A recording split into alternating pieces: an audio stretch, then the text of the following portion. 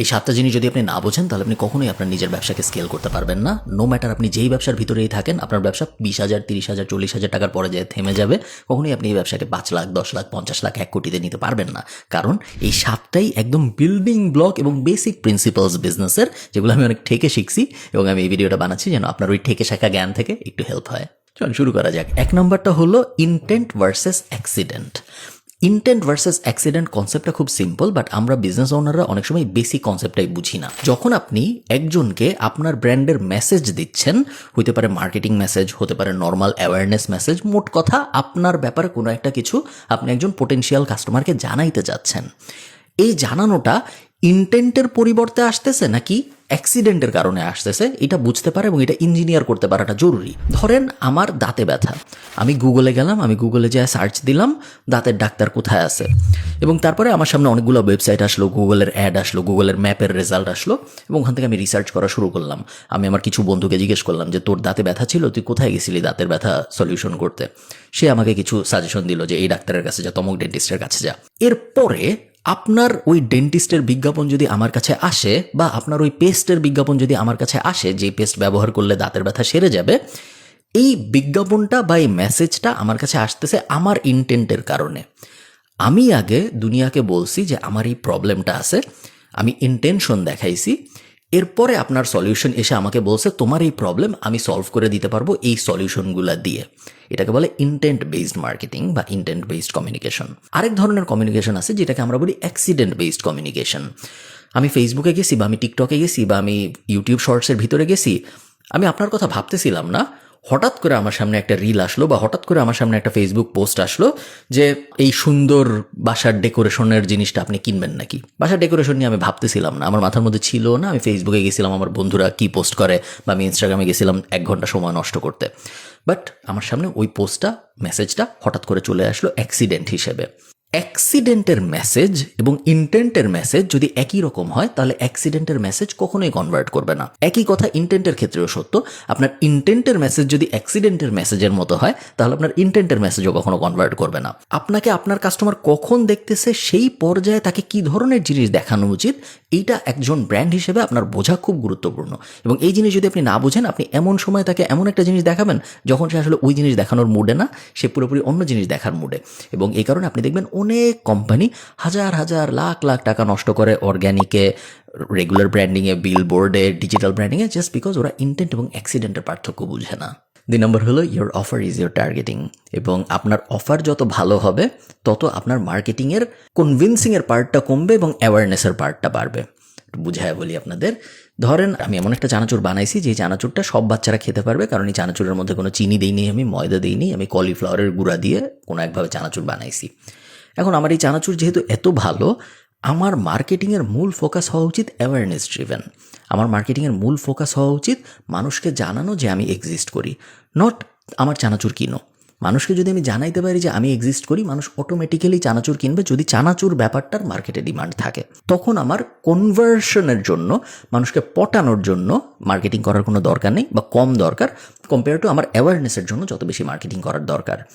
আবার আমার যদি একটা কম্পিটিটিভ মার্কেটের ভিতরে নর্মাল প্রোডাক্ট হয়, ধরেন আমি একটা ফ্যান বেচি, বা আমি একটা বেডসাইড ল্যাম্প বেচি, তখন কিন্তু আমার একটা বড় পোর্শন অফ আমার মার্কেটিংয়ের থট ব্যয় হবে কিভাবে মানুষকে কনভিন্স করবো আমার জিনিসটা কিনতে। কারণ ওই সময় মানুষ অনেক কিছুই কিনতে পারে তার ওই টাকাটা দিয়ে।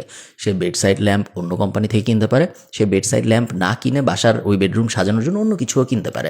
সো তার হাতে অনেক অপশন। তখন আমার বেশিরভাগ সময় ব্যয় করতে হবে তাকে কনভিন্স করতে যে কেন তার আমার কাছ থেকে বেডসাইড ল্যাম্প কেনা উচিত। তখন যদি আমি তাকে শুধু জানাই যে আমার কোম্পানিতে কিন্তু বেডসাইড ল্যাম্প আছে, তাহলে কিন্তু ওইটা হবে না।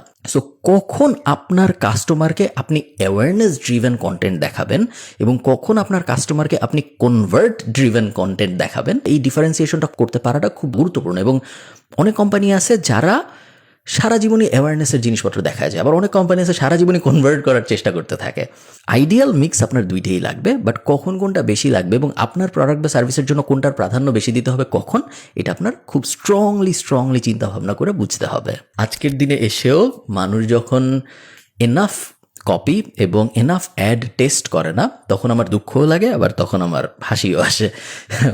ফেসবুক নিজেই এসে বলছে যে creative is the new targeting.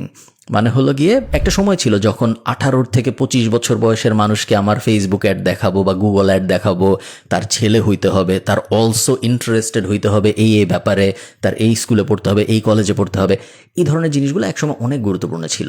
যতই দিন যাচ্ছে এবং যতই প্ল্যাটফর্ম অ্যালগোরিদমগুলো আরও বেশি স্মার্ট হচ্ছে, তত আপনার যে অ্যাড বা আপনার যে মেসেজ, সেই মেসেজে আপনি কাকে টার্গেট করতেছেন এইটার থেকে বেশি গুরুত্বপূর্ণ তাকে আপনি কী দেখাচ্ছেন। এটা সবাই মোটামুটি এখন সবাইকে টার্গেট করতে পারে। আমার যে অডিয়েন্স, সেই অডিয়েন্সকে আমিও টার্গেট করতে পারি, সেই অডিয়েন্সকে আরও 500 বিজনেস টার্গেট করতে পারে। বাট এই 501টা বিজনেসের মধ্যে আমি প্লাস আরও 500 যারা আছে, এই 501টার মধ্যে সেই অডিয়েন্সটা কার কি কিনবে এটা পুরোপুরি ডিপেন্ড করবে সে কি দেখতেছে ক্রিয়েটিভ তার উপরে। এবং সে যদি ভালো ক্রিয়েটিভ দেখে, ভালো ক্রিয়েটিভ মানে অনেক জাঁকজমকপূর্ণ, অনেক ছবি আছে, ভিডিও আছে, ওরকম না, তার সাথে যায় এরকম একটা ক্রিয়েটিভ সে যদি দেখে, তাহলে তার কনভার্ট হওয়ার চান্স অনেক বেশি। এবং এই ক্রিয়েটিভের কোয়ালিটি যত বেশি হবে, ওই কোম্পানির ওই কাস্টমারটা পাওয়ার চান্স তত বেশি বাড়বে। এখন কেউ জানে না যে কোন ক্রিয়েটিভ কোন কাস্টমারের সাথে সবচেয়ে বেশি কাজ করবে, এবং এটা প্রেডিক্ট করার কিছু রুল আছে, বাট অ্যাকচুয়ালি জানার কোনো উপায় নেই। সো আমরা সবাই যেটা করি, আমরা যারা মার্কেটিং নিয়ে কাজকর্ম করতেছি, এজেন্সি চালাচ্ছি, আমরা সবাই যেটা করি, আমরা যত বেশি পারা যায় ক্রিয়েটিভ টেস্ট করি। সো কোনো ক্যাম্পেইনের জন্য আমরা 50টা, 100টা, 200, 500, 1000 ক্রিয়েটিভও টেস্ট করি, কারণ আমরা জানি না যে কোন ক্রিয়েটিভ কোন কাস্টমারের জন্য কীরকম সময় কাজ করবে। মিনিমাম রুল হইলো আপনার অ্যাটলিস্ট 5টা ক্রিয়েটিভ এবং আপনার 3টা ডিফারেন্ট কপি টার্গেট করতে হবে। যদি আপনি 5টা ক্রিয়েটিভ এবং 3টা ডিফারেন্ট কপি, প্রত্যেকটা ক্রিয়েটিভের সাথে কম্বিনেশন করলে 15 থেকে 20টার মতো কম্বিনেশন হয়তো আসবে, আপনি যদি হেডলাইন যুক্ত করেন। এই 15-20টা যদি আপনি টেস্ট না করেন আপনার কোনো কিছুর জন্য, তার মানে হলো আপনি অ্যাকচুয়ালি মার্কেটিংয়ে বেসিক এফোর্টটাও দেন নাই। 4th, speed to lead. আপনার কাছে একজন কিছু কিনতে আসছে, সে ফেসবুক মেসেজ পাঠাইছে, বা সে আপনাকে ইমেল করছে, বা সে আপনার ওয়েবসাইটের ভিতরে একটা ফর্ম ফিল আউট করছে, সে কোনো একটা কিছু কিনতে চায় আপনার কাছ থেকে, বা সে আপনার সাথে কথাবার্তা আগাইতে চায়। এখন সে একটা ইন্টারেস্ট দেখালো, এই ইন্টারেস্টের পরে তার কাছে আপনি কত তাড়াতাড়ি গেলেন এটার উপর ডিপেন্ড করবে আপনার তাকে ক্লোজ করার সম্ভাবনা কতটুকু। আপনি যদি 5 মিনিটের ভিতরে যাইতে পারেন, তাহলে 400% পর্যন্ত ক্লোজ করার চান্স বাড়ে। নাম্বারটা অদ্ভুত শোনায়, বাট অ্যাকচুয়ালি ট্রু নাম্বার। আপনি একজন লিডের কাছে যত দেরি করে যাবেন, তার আপনার কাছ থেকে কোনো একটা কিছু কেনার সম্ভাবনা তত কমবে। আপনি যত তাড়াতাড়ি যাবেন তত বাড়বে। আজকের দিনে এসে এআই এসে যাওয়ার কারণে আপনি N8N ব্যবহার করে বা ইভেন Zapier এর মতো বেসিক জিনিসপত্র ব্যবহার করে এনাফ অটোমেশন সেট করতে পারেন যেন আপনার লিড আপনার কাছ থেকে খুব তাড়াতাড়ি ফার্স্ট পয়েন্ট অফ কন্ট্যাক্ট বা ফার্স্ট টাচ পয়েন্ট পায়।